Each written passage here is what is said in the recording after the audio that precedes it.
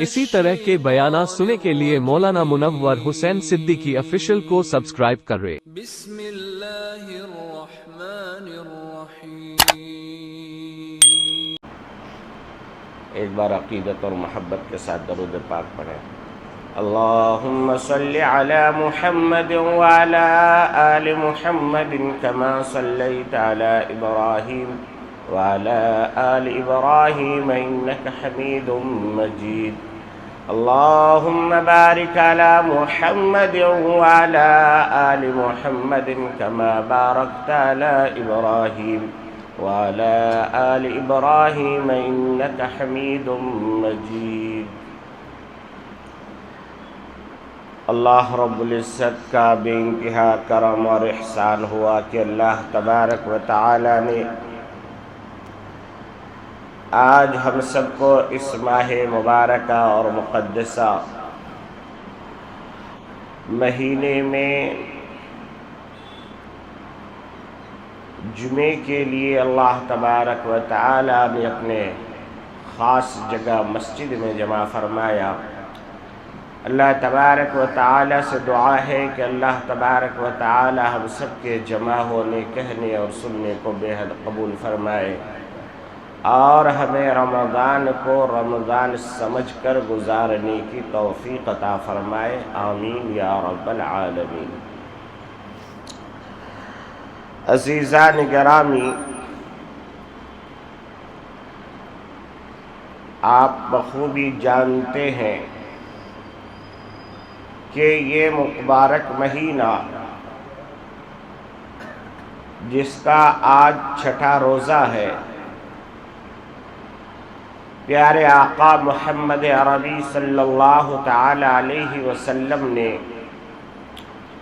اس مہینے کے 3 حصے فرمائے۔ کہا کہ پہلا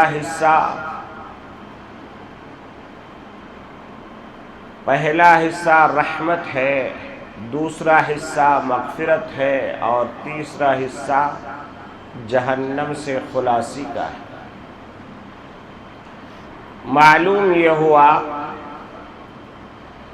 کہ انسانوں کا 3 کیٹیگری کے لوگ دنیا میں بستے ہیں، اور اللہ رب العالمین نے اس مبارک مہینے کے احترام میں یہ کیا کہ پیارے آقا صلی اللہ علیہ وسلم کی امت اس مہینے کو زیادہ سے زیادہ وصول کرے، کوئی خطا کوئی لغزش نہ ہونے پائے۔ اس لیے اللہ تبارک و تعالی نے شرکش شیاطین اور جنات کو اللہ نے بیڑیوں میں جکڑ کر کے بند کر دیا ہے۔ معلوم یہ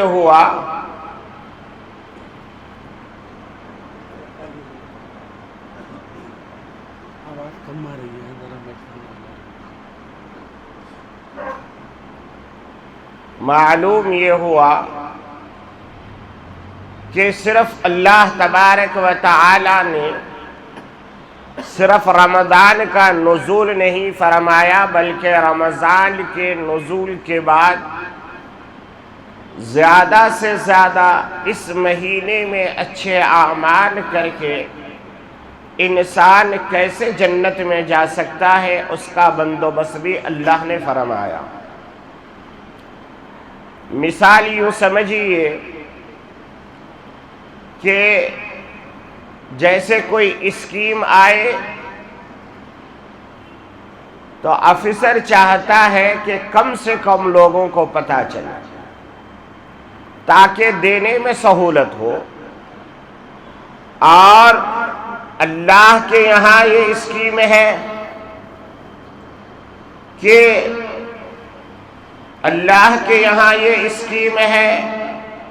کہ زیادہ سے زیادہ لوگ اس اسکیم سے فائدہ اٹھائے اور کوئی محروم نہ ہو جائے۔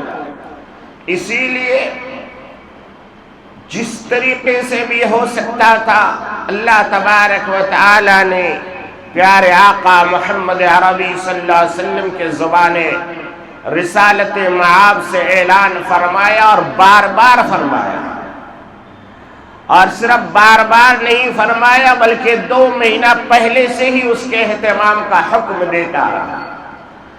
آپ نے دیکھا ہوگا کہ رجب کے چاند آتے ہی میرے آقا کی زندگی میں کوئی نماز ایسی نہیں جہاں پر اللہ کے نبی نے دعا نہ مانگی ہو کہ اللہ مجھے رمضان تک پہنچا دیجئے، مجھے رمضان تک پہنچا دیجئے۔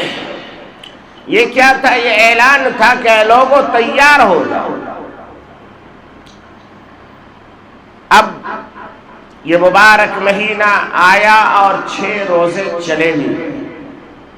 ہم نے کیا کھویا کیا پایا وہ ہم اپنے اپنے گریبان میں جھانک کے دیکھیں، اس لیے کہ رمضان اجتماعی عبادت کا مہینہ نہیں بلکہ انفرادی عبادت کا مہینہ ہے۔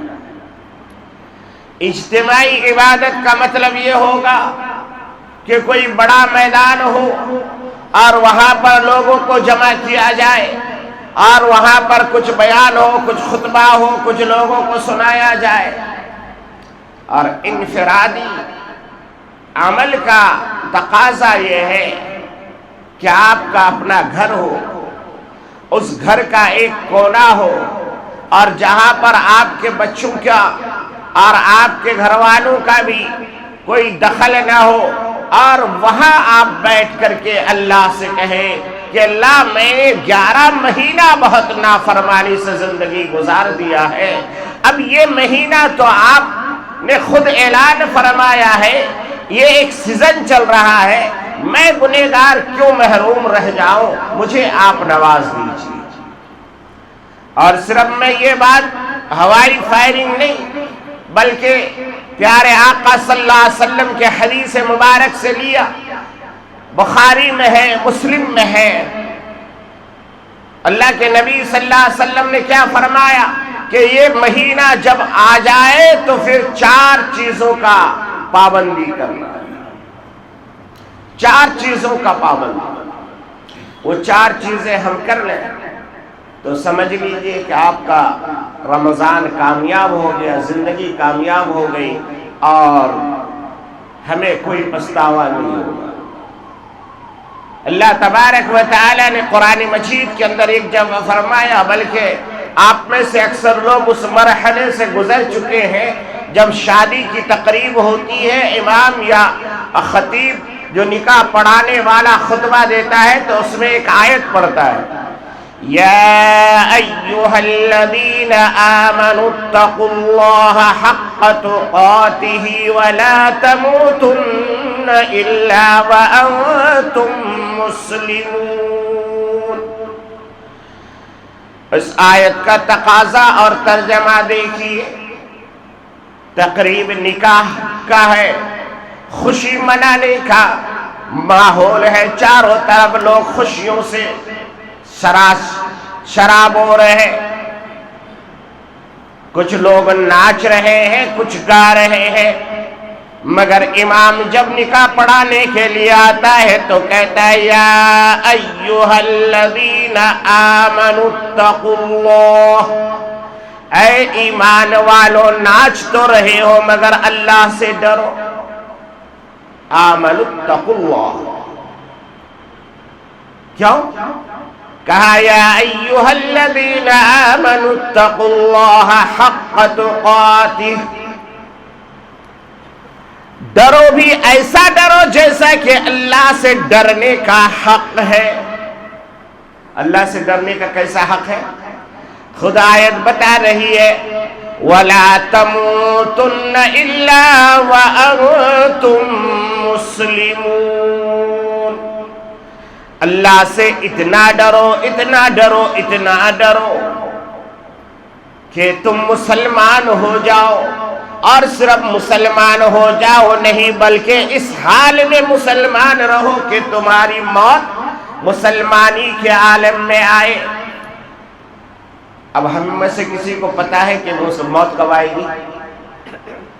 ہے کسی کو پتا؟ کسی کو نہیں پتا ہے۔ ہو سکتا ہے میں یہ بیان دے رہا ہوں ابھی مر جاؤں۔ کتنے لوگ ایسے تھے گزشتہ رمضان میں بیان سنتے تھے، پہلی صف میں بیٹھتے تھے، اس سال نہیں رہے، چلے گئے اللہ کے یہاں۔ آپ نے بارہا سنا کہ ہمارے زبی بھائی کی والدہ اکثر بے شمار لوگوں کو سحری بنا بنا کر کے دیتی تھی۔ اس سال رمضان میں وہ سحری تو رہی، روزہ تو رہا، مگر بنانے والے اللہ کے پاس چلا گیا۔ کیوں؟ تو اسی لیے اللہ نے کیا کہا؟ وَلَا تَمُوتُنَّ إِلَّا وَأَنْتُمْ مُسْلِمُونَ۔ اللہ سے ایسا ڈرو، ایسا ڈرو، ایسا ڈرو کہ تمہاری موت مسلمانی کے عالم میں آ جائے۔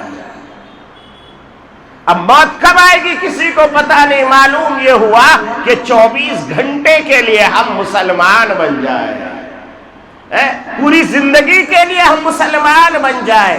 دکان میں بیٹھے تو مسلمان بن کے بیٹھے، گھر میں جا کے بیٹھے تو مسلمان بن کے بیٹھے، کھانا کھا رہے ہو تو مسلمان ہو، پیشاب کھانے میں بیٹھے ہو تو مسلمان ہو، ٹوائلٹ میں گئے ہو تو مسلمان ہو۔ علماء فرماتے ہیں ایک بندہ ٹوائلٹ جاتا ہے، اس کے جا کے آنے تک 60 آداب ہے، 60 آداب۔ جب جا رہا ہے اور فراغت حاصل کر کے ضرورت پوری کر کے واپس آنے تک 60 آداب کو اگر اس نے بجا لایا، ذہن میں استحضار کر کے، اور خدا نہ خواستہ، کیونکہ آج کل موت کا کوئی ٹھکانہ نہیں، اور آج کل نہیں بلکہ کبھی بھی نہیں، ہو سکتا ہے کہ اسی ٹوائلٹ میں بیٹھے بیٹھے اس کو ہارٹ اٹیک آ گیا ہو، اگر وہ آداب کی رعایت کرتے ہوئے، ذہن میں استحضار کرتے ہوئے ٹوائلٹ میں بیٹھ کے مرا ہے تو بھی سیدھا جنت میں جائے گا۔ سمجھ میں آ رہا ہے؟ کیوں؟ ہارٹ اٹیک آ گیا، وہی مر گیا وہ، مگر جنت میں جائے گا اس لیے تو مسلمان بن کے بیٹھا تھا۔ موت تو اللہ کی طرف سے ہے، اس کا کیا اس میں یہ ہاتھ ہے؟ ہم یہ سمجھتے ہیں کہ بھائی ٹوائلٹ میں مڑا ہے پتہ نہیں کیا ہوگا۔ ارے بھائی ہو سکتا ہے وہ ٹوائلٹ میں جب گیا تھا تو اس نے سوچا تھا کہ بھائی مجھے اس نجاست کو دور کرنا ہے، مجھے داخل ہوتے وقت اپنے کون سا قدم آگے رکھنا ہے۔ اور پھر عام طور پہ ہمارے یہاں کیا ہوتا ہے، ماں بہنوں کا بھی یہی حال دیکھا، لڑکوں کا بھی یہی حال دیکھا، آفس سے آئے بیگ ویگ اتارے، سب کچھ اتارے، بالکل ننگ دھڑنگ ہو کر کے ٹوائلٹ میں گھس گئے۔ سب سے پہلی مخالفت یہی سے شروع ہوئی۔ عورتیں پورے دن کچن میں کام کرتی ہے، اوڑھنی دوپٹہ اوڑھ کے رہتی ہے، مگر جب ٹوائلٹ میں جاتی تو اوڑھنی دوپٹہ کھول کے بازو رکھ کے جاتی ہے کہیں گندا نہ ہوگا۔ سنت طریقہ کیا ہے بھائی؟ سر پہ اوڑھ کے تب ٹوائلٹ میں جائے۔ میں 60 نہیں گنا سکتا ابھی کیونکہ اتنا لمبا وقت ہوتا نہیں، کیونکہ رمضان کی فضیلت آپ کو سنانی ہے، تو میں آپ کو بتانا چاہ رہا ہوں کہ ہر عمل ہم ایسا کریں کہ 24 آورس ہم مسلمان بن جائیں، جہاں بھی رہے ہم مسلمان دکھیں۔ حضرت مفتی سعید صاحب پالنپوری رحمت اللہ علیہ سے امریکہ میں کسی نے سوال کیا کہ حضرت مسلمان رہنے کے لیے ہمیں کیا کرنا چاہیے؟ حضرت نے فرمایا کرتا پجامہ اور ٹوپی کے ساتھ رہنا چاہیے۔ حالانکہ اسلام کا یہ نہیں تھا، مگر کیونکہ وہ امریکہ میں پوچھ رہا ہے تو وہاں تو یہی بہت بڑا معاملہ ہے۔ وہاں دکھتا نہیں کہ مسلمان کون ہے، غیر مسلم کون ہے، عیسائی کون ہے، یہودی کون ہے، تو آپ مسلمان دکھو، یہ تو طریقہ اختیار کرو۔ اگر مسلمان مان لیجئے کہ ہم 14% ہی ہے، اگر 14% داڑھی ٹوپی کے ساتھ بازار میں گھومتا ہوا نظر آئے، قسم خدا کی کوئی تبریز کا واقعہ پیش نہیں آئے گا، کوئی جنید حافظ جنید کو قتل نہیں کر سکتا، اس لیے کہ اس کو پتا چلے گا کہ یہاں پر بہت سارے مسلمان لوگ ہیں۔ مگر جب ہم آپس میں رہتے ہیں تو ہمیں پتہ ہی نہیں چلتا کہ ہم مسلمان ہیں یا نہیں ہے، وہ لوگ سوچتا ہے یہ سب ہمارے ہی ہیں۔ نتیجہ یہ ہوتا ہے ہمیں رمضان کے عالم میں ابھی دیکھیں نا کئی واقعات ہو گئے۔ رمضان میں دوستوں نے پکڑ کے مار دیا، بچہ تراویح پڑھ کے آ رہا تھا، اور اسے بلایا اور بلا کر کے اسے جو مارا پیٹا اور اس کے بعد اخیر میں چاقو سے اس کو ختم کر دیا۔ میرے بھائیوں، وہ اس لیے ہوتا ہے کہ ہم پکے مسلمان نظر نہیں آتے۔ ہم اگر دن رات چلتے پھرتے اٹھتے بیٹھتے مسلمان ہو جائے اور اللہ سے یہ عہد کر لے کہ اللہ اب جب تک میری آخری سانس رہی گی میں اسلام کے ساتھ رہوں گا، ایمان کے ساتھ رہوں گا۔ دو الگ الگ چیزیں، ایمان دل کے اندر ہوتا ہے، اسلام باہر ہوتا ہے۔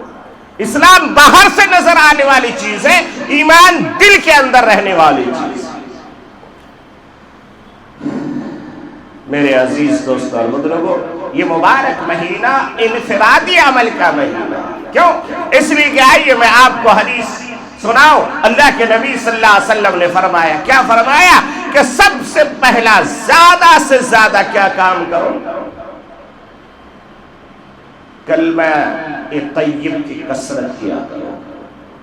چلتے پھرتے اٹھتے بیٹھتے سوتے چھاہتے، یہاں تک کہ تکیہ میں سر ہے کر رہا ہے پھر بھی لا الہ الا اللہ لا الہ الا اللہ کرتے کرتے سو جاؤ، اٹھتے اٹھتے پڑھنا شروع کر دو۔ اس کے لیے اتل ما اوحی الیک من الکتاب واقم الصلاۃ ان الصلاۃ تنہی عن الفحشاء والمنکر ولذکر اللہ اکبر۔ اللہ تبارک و تعالی فرماتے ہیں کہ اے نبی محترم، ذرا کتاب کی مطالعہ کیجئے، اس کتاب کو تلاوت کیجئے جو ہم نے آپ کے طرف وحی کے ذریعے سے بھیجا ہے۔ اور آگے اللہ کے نبی صلی اللہ علیہ وسلم کو یہ حکم ملا کہ آپ نمازوں کی پابندی کریے، اور اس کے بعد فرمایا ذکر، اللہ کے ذکر سب سے بڑی چیز ہے۔ نماز کے لیے وقت ہونا شرط ہے، جگہ کا پاک ہونا شرط ہے، وضو کے ساتھ رہنا شرط ہے، وقت کا ہونا شرط ہے، مگر ذکر کے لیے کوئی شرط نہیں۔ یہاں تک کہ جنبی حالت میں ہے، بیوی سے ملاقات کیا، غسل واجب ہے اس کے اوپر، اس حال میں بھی وہ ذکر کر سکتا ہے۔ ہر حال میں ذکر میں رہے۔ اب بتائیے کہ یہ اجتماعی عمل ہے یا انفرادی عمل ہے؟ اجتماعی عمل نہیں ہے، یہ انفرادی عمل ہے۔ آپ اٹھتے بیٹھتے دکان میں بیٹھے ہو، کوئی کسٹمر کو سامان دے رہے ہو، دل میں لا الہ الا اللہ لا الہ الا اللہ لا الہ الا اللہ، کبھی کبھی محمد رسول اللہ بھی پڑھ لیجیے، پھر لا الہ الا اللہ۔ کون منع کر رہا ہے آپ کو؟ آپ کے ہاتھ کام کر رہے ہیں، آپ کمپیوٹر میں بیٹھ کے پروگرام بنا رہے ہو، آپ کے ہاتھ چل رہے ہیں، دماغ چل رہا ہے، مگر دل میں لا الہ الا اللہ۔ بازو میں کوئی ایسا آدمی بیٹھا ہے جو آپ کے لا الہ الا اللہ سے اسے خوف آتا ہے، ڈر لگتا ہے، آپ دل میں پڑھ رہے ہیں، اس کو سنانے کی بھی ہمیں ضرورت نہیں ہے۔ تو میرے آقا نے فرمایا نمبر 1 لا الہ الا اللہ کی کثرت کیا کرو، بہت زیادہ اسے تلاوت کرو، لا الہ الا اللہ لا الہ الا اللہ لا الہ الا اللہ۔ اور جب لا الہ الا اللہ پڑھو تو اللہ کی وحدانیت کو بھی دل میں اتارو کہ میرا رب مجھے دیکھ رہا ہے، میرا رب مجھے دیکھ رہا ہے۔ آئیے دوسری نمبر پر حدیث پاک میں آتا ہے کہ رمضان کے اسپیشل عمل، کیوں رمضان المبارک جو ہے نا ایمان والوں کے لیے، ایک ہوتا ہے جنرل علاج کرنا، ایک ہوتا ہے آئی سی یو اور ایک ہوتا ہے آئی سی سی یو۔ بہت زیادہ کرٹیکلر پرابلم ہے، بچے گا یا مرے گا معلوم نہیں۔ اب ایسے آدمیوں کو کہاں لیا کے ڈالتا ہے؟ آئی سی سی یو میں ڈالتا ہے۔ کیوں؟ اب چاروں طرف سے بندش ہے، اب کوئی اپنا قریبی، بیوی اندر ہے، اب شوہر نہیں جا سکتا، باپ اندر تڑپ رہا ہے، بیٹا دیکھنے کے لیے نہیں جا سکتا، ڈاکٹر بولتا ہے نہیں تو جائے گا انفیکشن ہوگا۔ اللہ نے رمضان میں ایسا آئی سی یو میں ہمیں ڈالا ہے، ایسا ہی آئی سی یو میں ہمیں ڈالا ہے۔ پہلے کیا کرتے تھے؟ منہ مارتے تھے، جہاں گئے کچھ ملا اٹھا کے کھا لیا، دوست کے یہاں گیا انہیں دیا کھا لیا۔ اب کیا آئی سی یو میں داخل ہے، نہیں بھائی کچھ نہیں کھا سکتے۔ ہاں ادھر ادھر دیکھتے تھے، اب کہا نہیں نہیں نہیں نہیں رمضان چل رہا ہے، آئی سی یو میں داخل ہو، ادھر ادھر نہیں دیکھنا، یہ وائرس آ جائے گا، تمہارا رمضان روزہ کمزور ہو جائے گا۔ پھر آگے آئیے آپ کو بتاؤں، پہلے جو چاہے کھا لیتے تھے، مگر اب اللہ نے کہا نہیں نہیں ذرا حلال کا انتظام کرو، حرام افطاری مت کرو۔ بہت سارے مالدار، دولت مند، بہت سارے اہل ثروت، اگرچہ میری بات ان کو ضرور کڑوی لگے گی، خود روزہ نہیں رکھتے۔ صبح کے 12 بجے ناشتہ کرتے ہیں، مگر محلے کے روزوں کو خراب بھی وہی لوگ کرتے ہیں۔ اپنا نام نمود کے لیے محلے کی دعوت کرتے ہیں، اور دعوت کرنے کے بعد لوگ بیچارے یہ زندگی میں مسلمان کبھی بریانی کھایا نہیں، چلے جاتا ہے دعوت کھانے کے لیے۔ ارے بیوقوف، جس کے گھر میں دعوت کھانے جا رہا ہو وہ خود روزے کا مذاق اڑا رہا ہے۔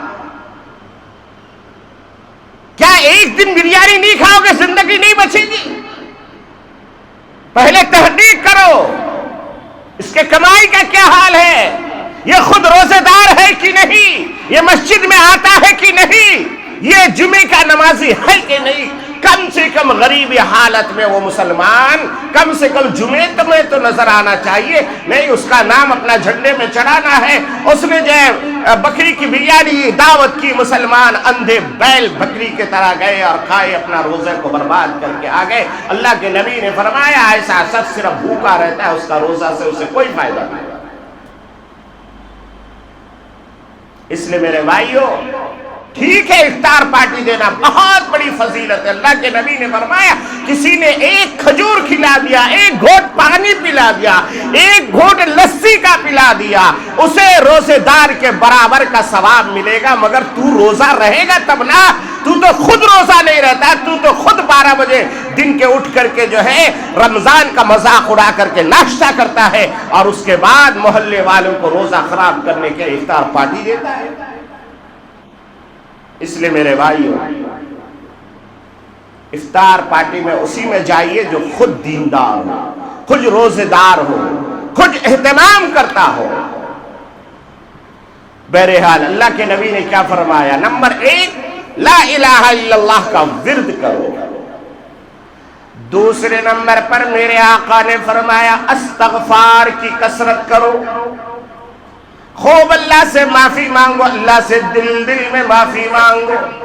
یہ ضروری نہیں ہے کہ آپ چیخیں چلائیں، مسجد میں آئیں، خوب بڑی بڑی دعائیں کریں، نہیں، بلکہ دل دل میں اللہ سے معافی مانگتے رہیں، اور اللہ سے یہ کہتے رہے کہ اللہ میں نے ساری زندگی آپ کی نافرمانی زندگی گزاری ہے، مگر اب تو میں اب اپنے گناہوں سے نادم ہوں، شرمندہ ہوں، میں توبہ کرتا ہوں، آپ مجھے معاف فرما دیجئے۔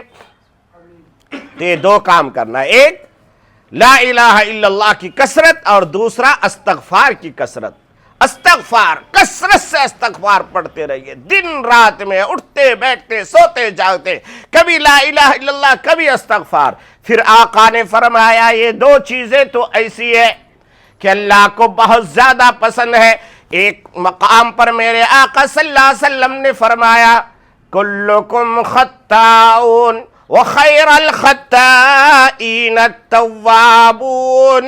اللہ کے نبی نے فرمایا ہر انسان گنہگار ہے، ہر انسان گنہگار ہے، گناہوں سے کوئی بچا تو نہیں، مگر ہاں سب سے بہترین گنہگار وہ انسان ہے جو گناہ کرنے کے بعد فوراً اللہ کے دربار میں گرم گرم آنسو گرا کے اللہ سے کہتا ہے اللہ میرے سے غلطی ہو گئی، آپ مجھے معاف فرما دیجئے۔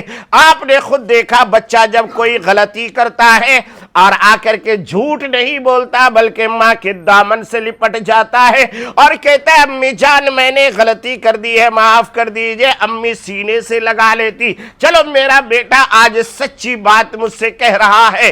معلوم یہ ہوا کہ جب سچ بولنے پر ماں اپنے سینے سے لگاتی ہے تو اللہ تو 70 ماؤں سے زیادہ محبت رکھنے والا وہ اللہ تو معافی ہی کو چاہتا ہے۔ اسے اللہ نے جب جنت اور جہنم بنائے تو جنت کے 8 دروازے بنائے، جہنم کے 7 بنائے، جہنم کے 7 بنائے۔ کیوں؟ اس لیے کہ کم لوگوں کو جہنم بھیجنا ہے، زیادہ لوگوں کو جنت میں بھیجنا ہے۔ مگر بندہ اگر خود ہی جنت میں جانا نہ چاہے تو کون کیا کر سکتا ہے بھائی؟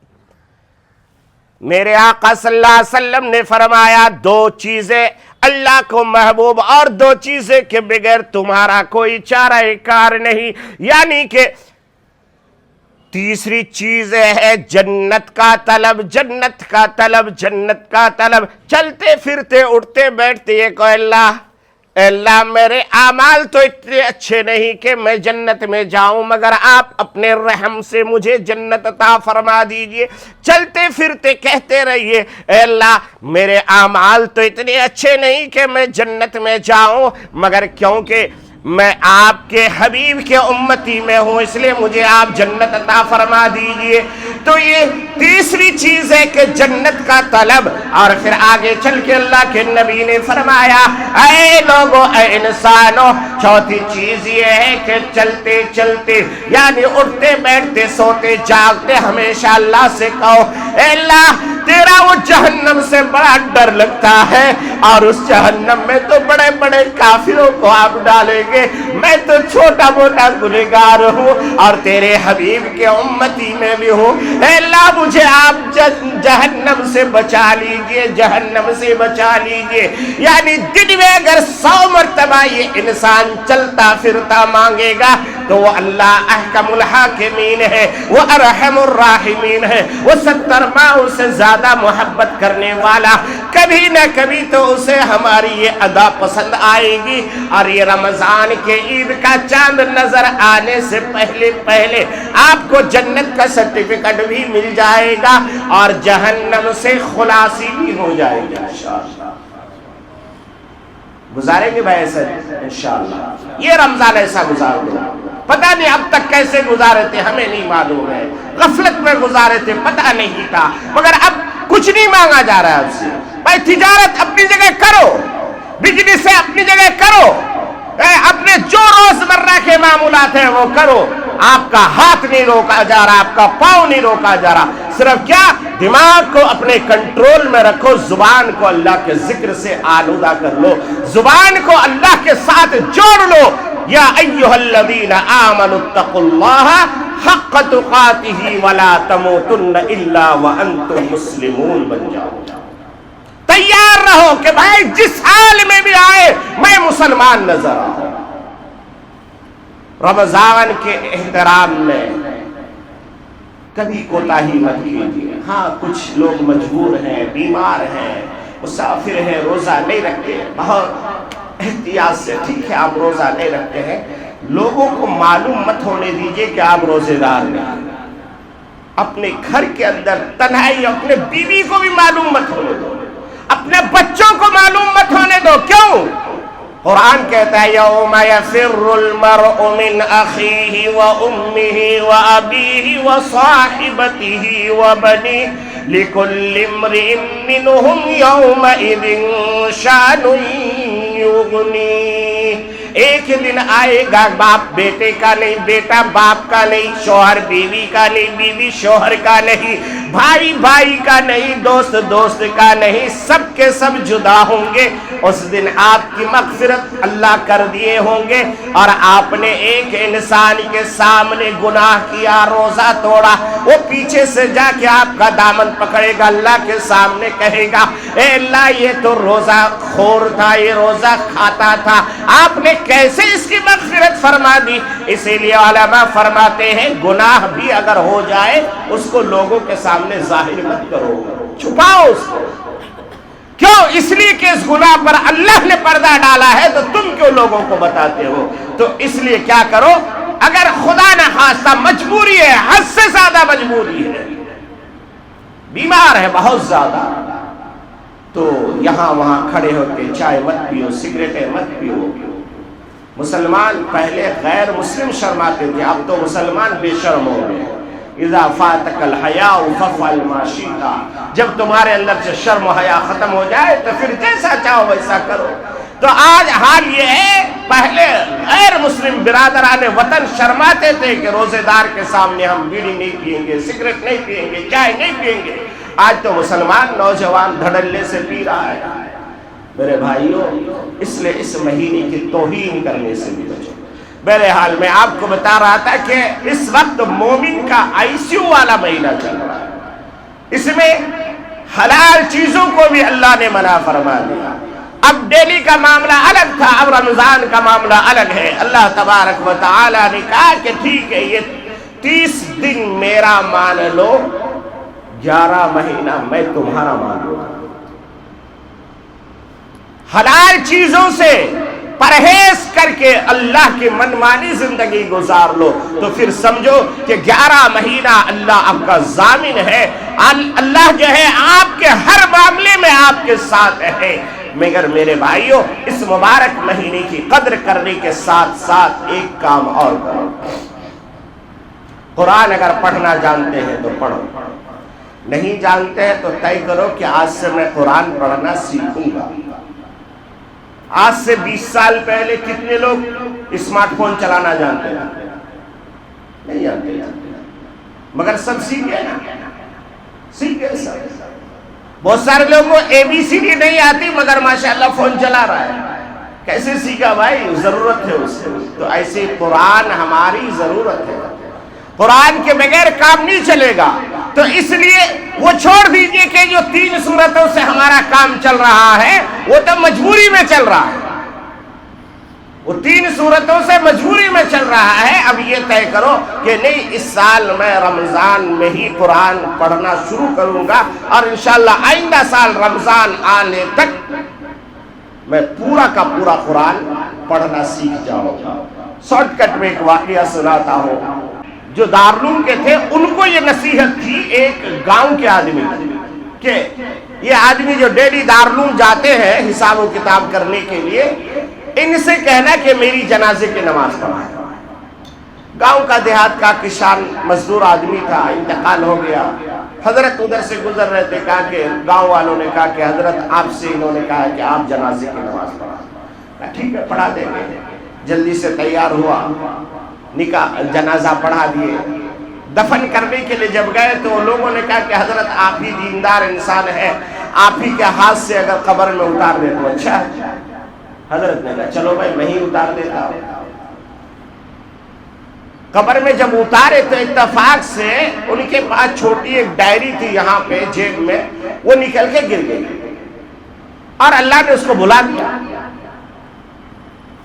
اب یہ دارالعلوم پہنچ گئے، حساب کتاب لکھنے لگے، لکھتے لکھتے اس ڈائری کی ضرورت پڑی تو جیب میں ہاتھ ڈالا تو ڈائری نہیں۔ پریشان ہوئے کہ اس میں تو روزمرہ کا حساب رہتا میرا، کیا کریں؟ تو دماغ میں زور لگایا تو یاد آیا کہ میں جب قبر میں اترا تھا میت کو رکھنے کے لیے تبھی وہ ڈائری میری وہاں گر گئی ہے، اسے مجھے نکالنا ہے۔ فوراً وہاں سے بھاگے اور اس گاؤں کو پہنچے، لوگوں کو جمع کیے، لوگوں سے کہا کہ بھائی ایسا ہے، مجھے بہت ضروری ہے وہ ڈائری، اس میں حساب ہے دارالعلوم کا۔ تو لوگوں نے کہا کہ حضرت دفن بھی آپ ہی کیے ہیں، جنازہ بھی آپ ہی پڑھا ہے، آپ ہی حضرت ہے، آپ بولے تو ہمیں کھول دیتے، آپ نکال لو۔ اب مسلمان تو ڈرتا ہے نا بھائی قبر سے، کیوں؟ ہمیں تو مرنا نہیں ہے، ہمارا باپ پڑے گا تو ہم قبر میں جانا تو دور کی بات ہے، ہاتھ بھی نہیں لگاتے، ہم تو کرائے کا غسل کرنے والے لے کے آتے ہیں۔ اس باپ کو جس باپ نے اپنے سینے میں رکھ کے ہماری پرورش کی، اس کو نہلانے کے لیے ہم کرائے کا آدمی لے کے آتے ہیں۔ ڈوب مرنے کا مقام ہے۔ آج تو چاہیے تھا کہ آپ دل کے ہاتھوں سے اسے محبت سے نہلاتے۔ بھائی کرایہ والا تو ادھر پلٹتا ہے ادھر پلٹتا ہے، حدیث میں آتا ہے ایک مکھی بیٹھی ہے پہاڑ کی طرح لگتا ہے اس کو، اور ہم اس باپ کو جس نے ہمیں زمین دیا، جائیداد دیا، کوٹھی دیا، بنگلہ دیا، اسے ہم ہاتھ نہیں لگاتے، ہم کرایہ کا آدمی لاتے، نہلاتے، دھلاتے۔ میرے بھائیوں، غسل کرانا سیکھو، اپنے رشتہ داروں کو خود سے غسل دو، چھوڑو پرانی باتیں ہو گئی۔ بہرحال کیا ہوا، حضرت کا چلو کھولا تو دیکھا حضرت حساس بساس، چہرہ ایک دم 14ویں رات کی طرح چمک رہا ہے، اور گلاب کے پھولوں کا بستر میں سویا ہوا۔ ہم تو اوپر لے آ کے 3 دن کا پھول ڈال دینا، کتنا دن رہتا ہے وہ پھول؟ رہتا ہے، ابھی ڈالے تھوڑی دیر میں ختم ہو گیا، ہو سڑ کے بدبو آتی ہے اس سے، مگر اللہ نے اس کو گلاب کا بستر کا پھول دیا ہے میت کو۔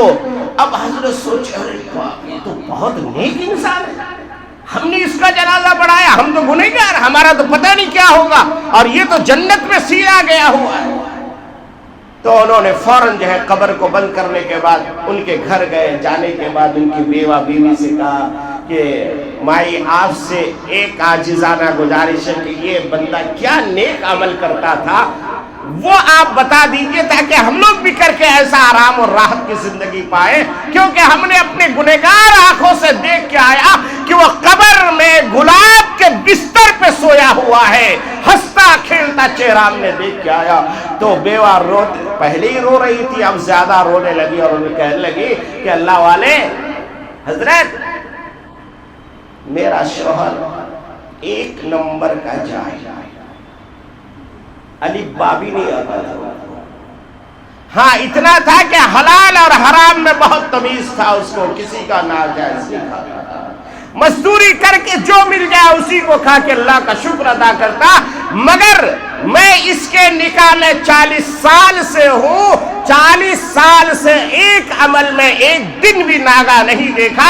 وہ یہ تھا کہ ڈیلی فجر کی نماز مسجد سے پڑھ کے آ کے گھر میں بیٹھتا، اللہ کا قرآن کھولتا، اسے چومتا، آنکھوں سے لگاتا اور اس کے بعد اس کے اوپر انگلی پہ ہاتھ رکھتا، کہتا بسم اللہ الرحمن الرحیم. اے اللہ تو نے یہ بھی سچ کہا، اے اللہ تو نے یہ بھی سچ کہا، اے اللہ تو نے یہ بھی سچ کہا، اے اللہ تو نے یہ بھی سچ کہا.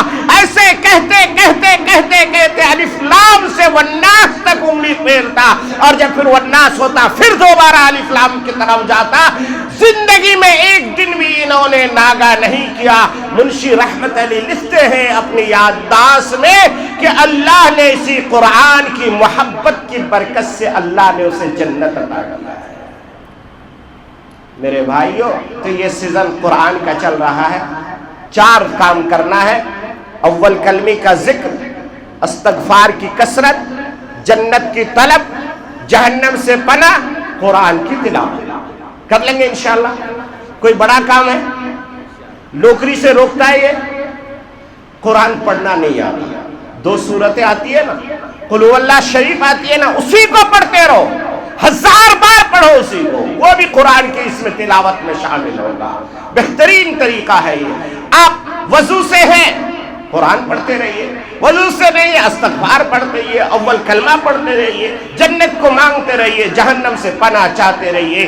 یہی رمضان کا تقاضا ہے، یہی ہمارا اللہ ہم سے چاہتا ہے. جو یہ کام کر لے گا اللہ اس سے راضی. جنت کا 8واں دروازہ اس کے لیے کھلا ہے. اللہ ہمیں عمل کی توفیق عطا فرمائے. آمین. وآخر دعوانا الحمدللہ رب العالمین.